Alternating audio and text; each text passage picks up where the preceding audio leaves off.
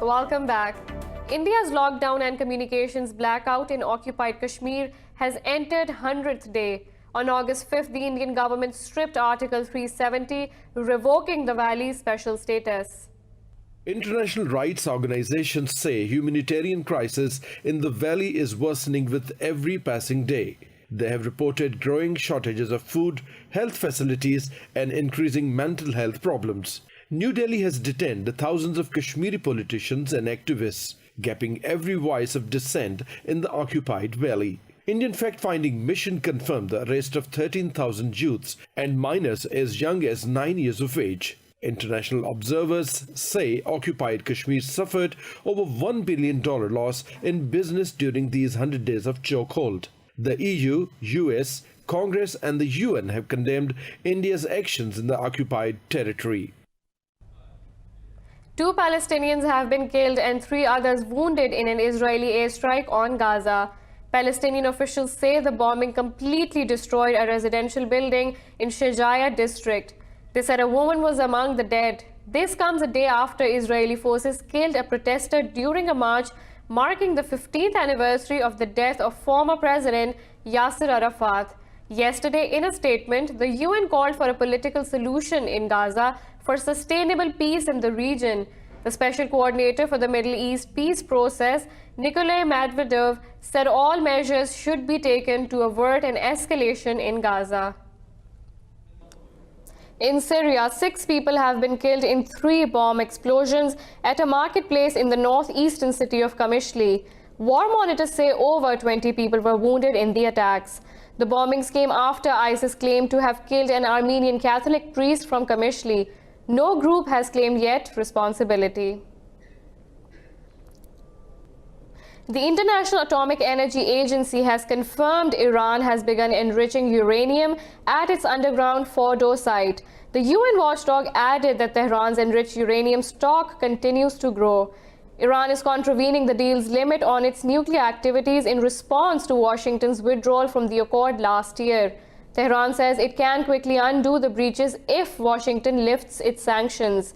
At Bushehr, a new stage of a nuclear power project has been launched jointly by Iran and Russia. The project is one of 2 reactors that have been under construction since 2017.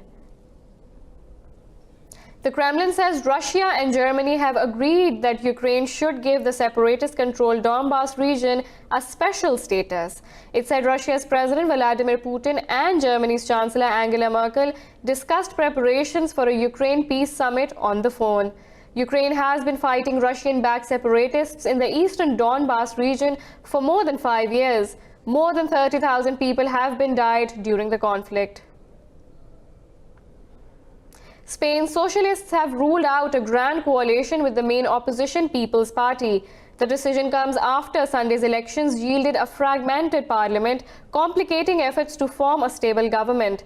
The socialists won 120 seats in the country's 350-seat parliament in Sunday's elections, failing to secure a majority.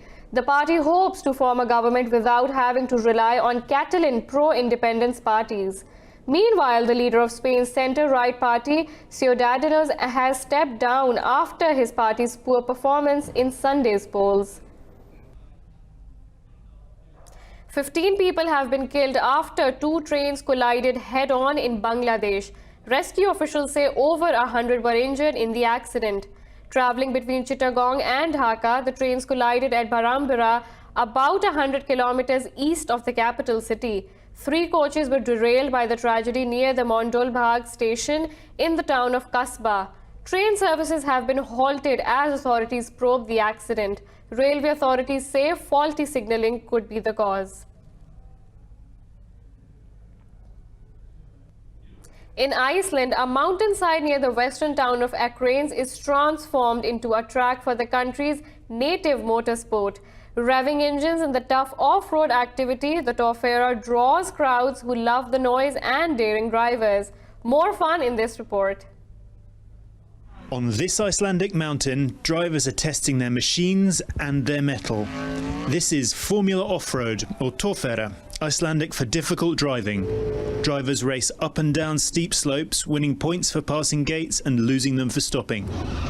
For many drivers, just finishing the course is more important than winning. I have to be very progressive and thinking what I'm going to do and try to choose the best way to drive. And maybe it's working and maybe not.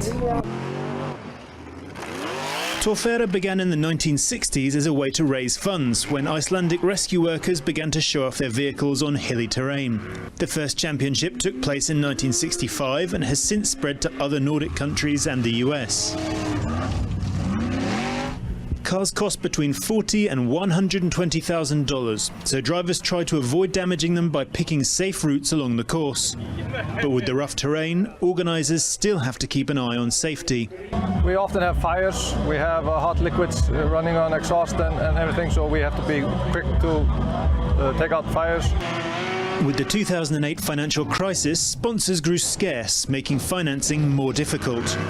But here, Torfæra still draws in competitors looking to test their machines and spectators keen to watch them try. In China, the Wuhan International Tourism Festival is being celebrated in the Hubei province. This event aims to honor thousands of years of Chinese history and culture. The festival has attracted 2,000 culture enthusiasts from all over the country as well as abroad. More in this report. Performing Chinese folk dance, wearing shiny silk hand-food dresses, the entertainers attract visitors to the Wuhan Tourism Festival. Participants put a range of historical Chinese costumes on display, including those from the Han, Song and Ming dynasties. The 2-week-long event also features folk music and traditional archery. I hope that I can do a little bit of work to promote traditional Chinese culture. We feel very confident when wearing hanfu because the clothing has gained popularity after our collective efforts of promoting hanfu culture. Hair accessories and jewelry have also been an important part of Chinese cultural costumes. During the festival, craft maker Gu Xiaoyu showed her delicate hairpin made of materials like pearls and shells, attracting many visitors. Our ideas of making a hairpin is to integrate traditional culture elements into our daily life so people can wear our hairpins every day.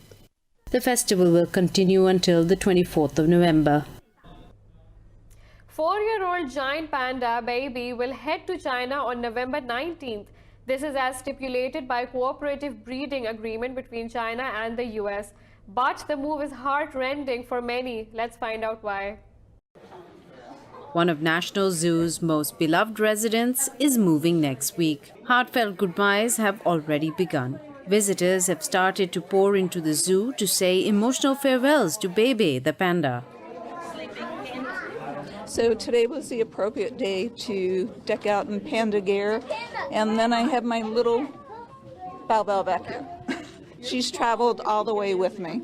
So today was the big day to come in. I have plenty of tissues and I'm just enjoying my view for the last moment. The panda has been living separately from his mother since March 2017. Now he is at the age at which pandas must be returned to China for breeding purposes. We're taking a short break. Stay with us.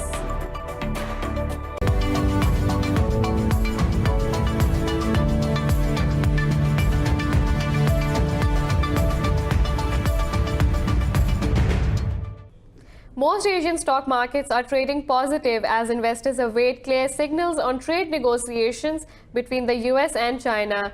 Tokyo's Nikkei 225 index has gained over 0.5% as automaker Nissan's shares gained ahead of its quarterly earnings report. Seoul's Kospi index is also 0.5% higher.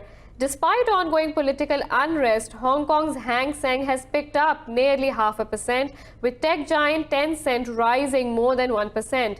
The Shanghai Composite is trading flat after a new bank loans in China fell in October to their lowest level in 22 months.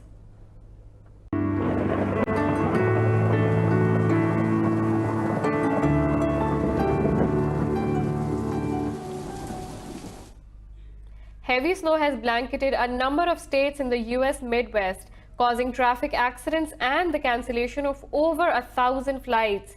In Iowa, traffic has been moving carefully on roads covered in light snow. Meanwhile, in Chicago, passengers have shivered as they wait for the trains.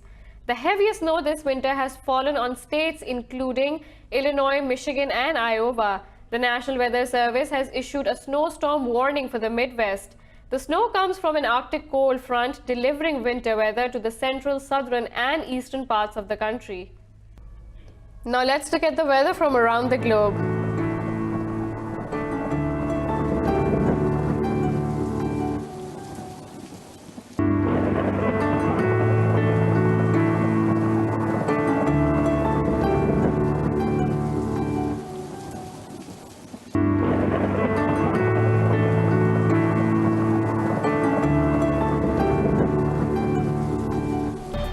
This is all for now. For latest updates, you can follow us on social media at indus.news.